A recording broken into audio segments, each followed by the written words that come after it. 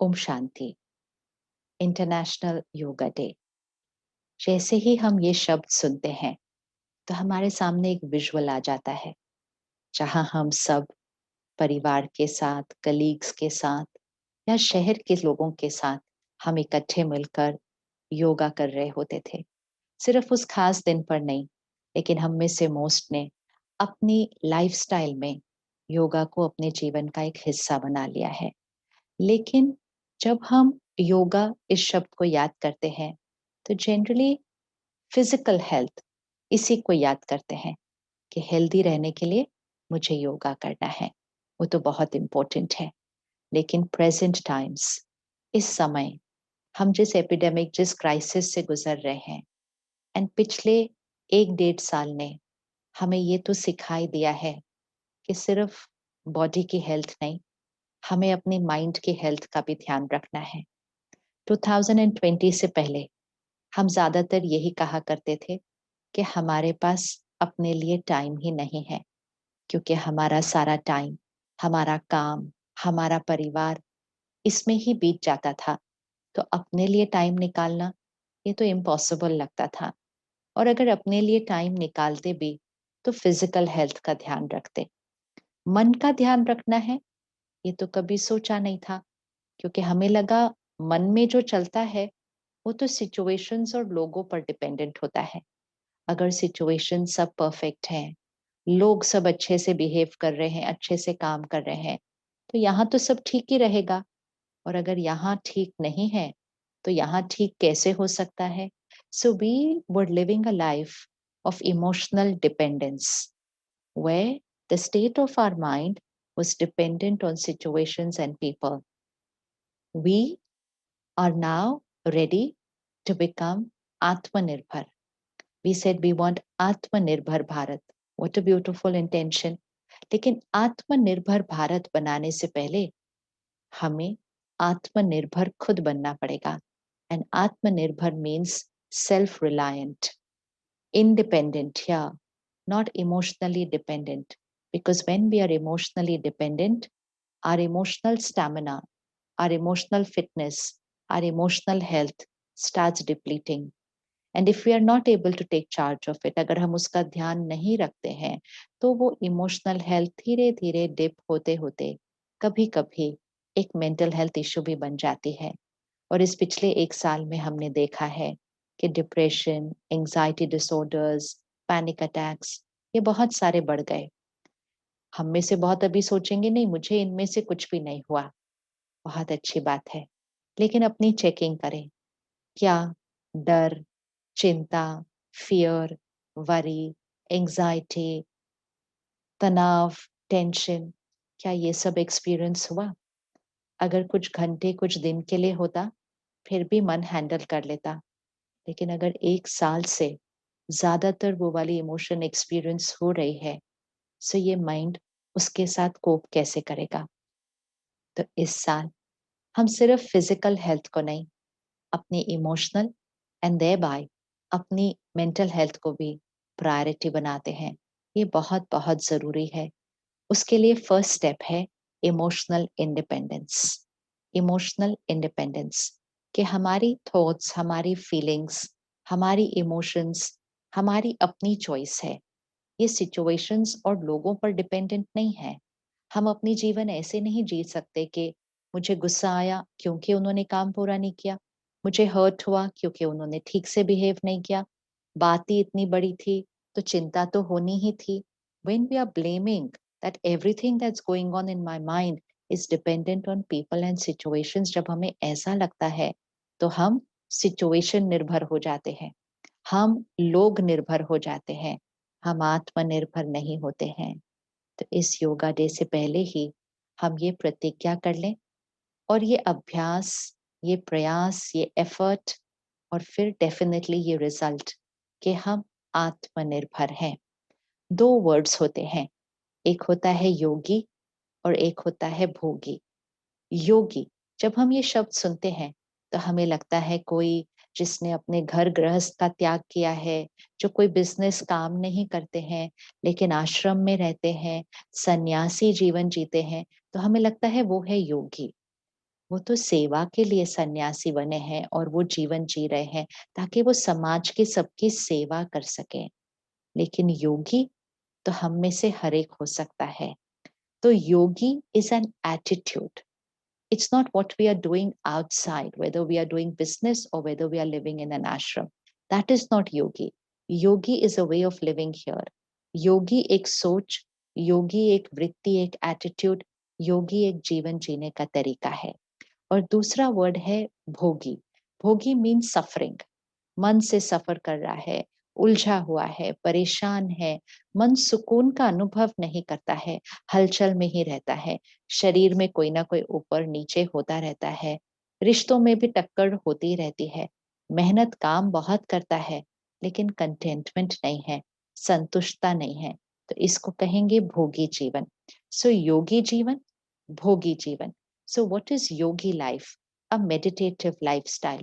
Yogi Jivan means high vibrational lifestyle, and Bhogi Jivan means low vibrational lifestyle. So stress, anxiety, fear, anger, comparison, criticism, jealousy, complaining, competition, these are low vibrations. And अगर हम इन vibrations को create कर रहे हैं, अगर हम इन emotions को create कर रहे हैं, तो हम एक भोगी जीवन जी रहे हैं, जहां हम सिचुएशन और लोगों पर डिपेंडेंट हैं, हमारी अपनी कोई ताकत नहीं है, तो वो भोगी जीवन है।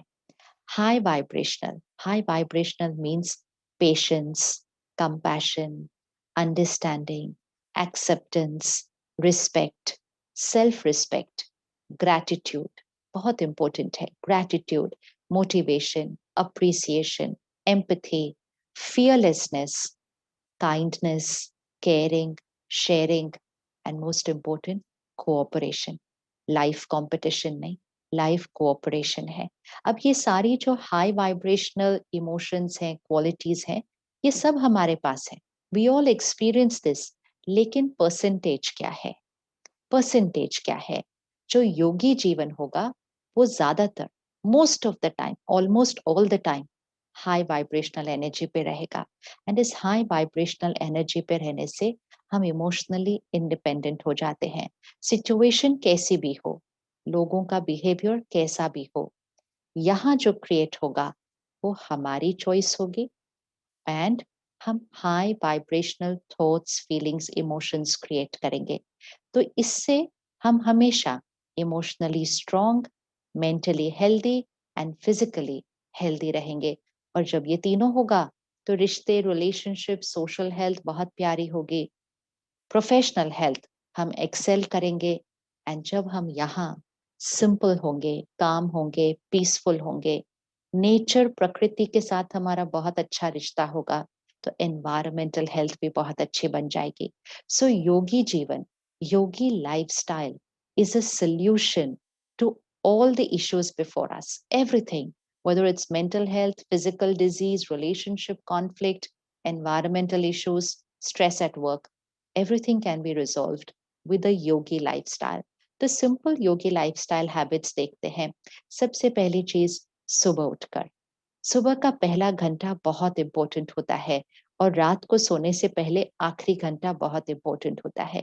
पिछले कुछ सालों से हमने क्या कर दिया, हम काम में इतने व्यस्त हो गए, इतने बिजी हो गए कि सब कुछ काम के अराउंड रिवॉल्व करने लगा, कि जैसे जैसे हमारा काम होगा उस टाइम पर हम फिर सोएंगे, उस टाइम पर हम खाएंगे, काम के हिसाब से हमारा सोने का पैटर्न, खाने का pattern, everything in our life, in our lifestyle started revolving around our work timing. So we were sleeping according to work, we were waking up according to work, we were eating according to work. अगर ऐसा करेंगे तो फिर balance नहीं रहता है। सो योगी lifestyle के लिए सबसे पहले इम्पोर्टेंट जो है वो है अच्छी नींद, गुड स्लीप हाइजीन।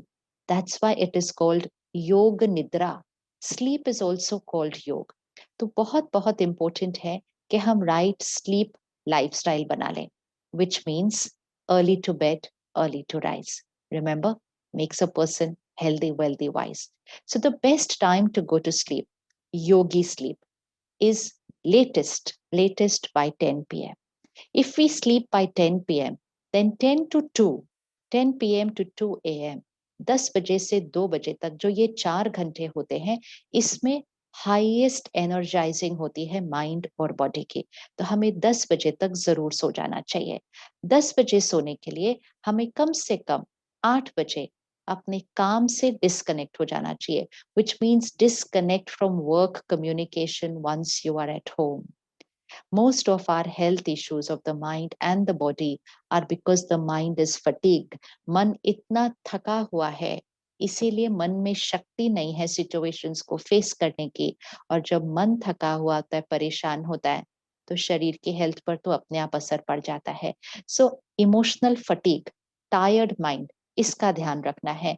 तो सोने से 2 घंटा पहले हमें अपने वर्क कम्युनिकेशन से डिस्कनेक्ट करना है, which means no work emails, no work messages, no business phone calls. No, we are at home. We are at home. We are our family with our own self, even in our mind, not just physically. Then, 1 घंटा पहले. So by 8 o'clock, we disconnect from work communication. By 9 o'clock, we disconnect from all other media. हम रात को सोने से 1 घंटा पहले दुनिया का समाचार, वर्ल्ड न्यूज़ नहीं कंज्यूम करते हैं। हम कोई ऐसी मूवी, कोई ऐसा सीरियल, कोई सोशल मीडिया पोस्ट, कोई डिजिटल प्लेटफ़ॉर्म से ऐसा कुछ नहीं कंज्यूम करते, जो हमारे माइंड को स्टिम्युलेट करता है, हमारे माइंड को सुपर एक्टिविटी की स्थिति में लेकर जाता है। Just before going to sleep जो 1 घंटा सोने से पहले होता है, हमें अपने माइंड को स्लो डाउन करना है, अल्फा स्टेज तक लेकर जाना है। तो सोने से 1 घंटा पहले हमें कोई अच्छी किताब, अच्छा म्यूज़िक, परिवार के साथ बैठना या जो हमारी हॉबी हो वो करना, लिखना, लेटर लिखना। रात को सोने का तरीका बहुत सही होना चाहिए। Very, very important to sleep right. और फिर जस्ट सोने से पहले 15 मिनट कुछ बहुत अच्छा कंज़्यूम करना, कुछ बहुत अच्छा पढ़ना या सुनना, स्पिरिचुअल कंटेंट। क्योंकि emotional diet is what we watch, what we read, what we listen. जो हम सुनते, पढ़ते, देखते हैं, वो हम बनते हैं। तो अच्छी इमोशनल डाइट बहुत इम्पोर्टेंट है। 15 मिनट सोने से पहले एंड 5 मिनट सोने से पहले मेडिटेशन करके फिर हम अच्छी नींद सो जाते हैं। Deep sleep, not just how many hours but quality of sleep, deep sleep. और जो डीप स्लीप लेंगे वो सुबह जल्दी अपने आप उठ जाएंगे।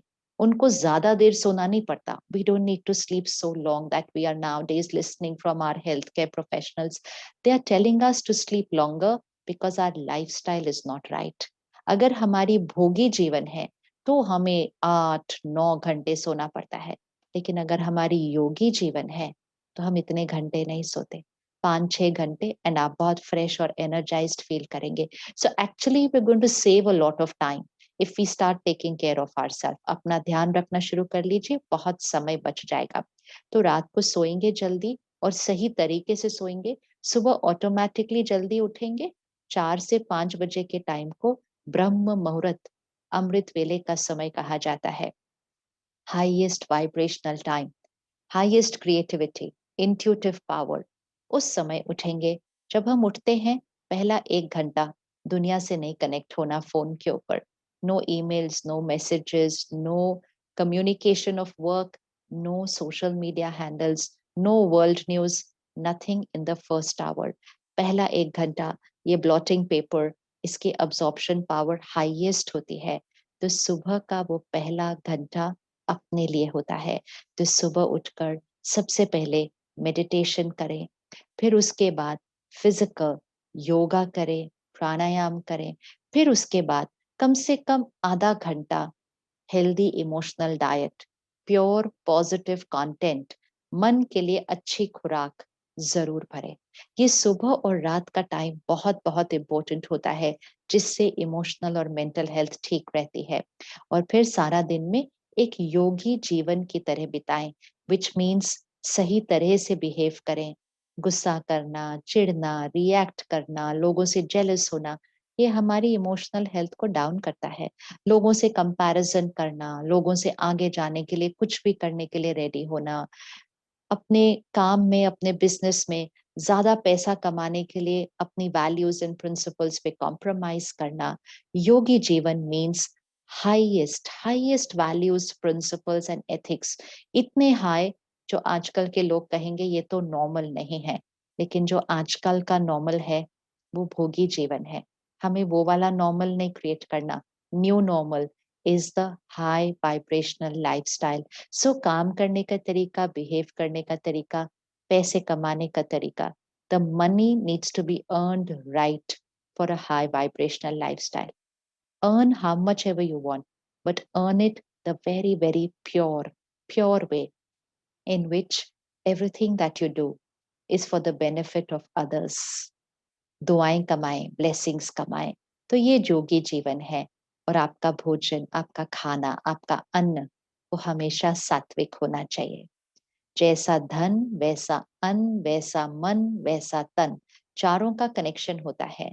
सो पैसे बहुत क्लीन एंड प्योर, अन्न, भोजन सात्विक, vegetarian, home cooked food, cooked and eaten the right way, in a very, very pure, positive state of mind.